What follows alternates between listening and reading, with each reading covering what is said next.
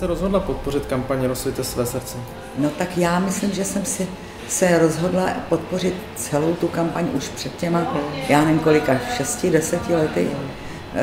Z toho důvodu, že právě ty 3 pojmy, jimiž žije Falun Gong, tak ty 3 pojmy mě velice konvenují a přála bych si, aby konvenovali mnoha lidí. A proč je pro vás právě tohle pro následování nepřijatelné? Že bohužel svět se nepoučil.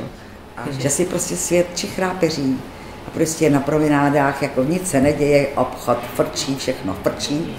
A tady jsou lidi, kteří jsou prostě těžce utlačovaní. Přitom jejich vláda jako dělá, že je všechno v nejlepším pořádku. A to mi, tato licoměrnost a tohleto, to mi opravdu hodně vadí.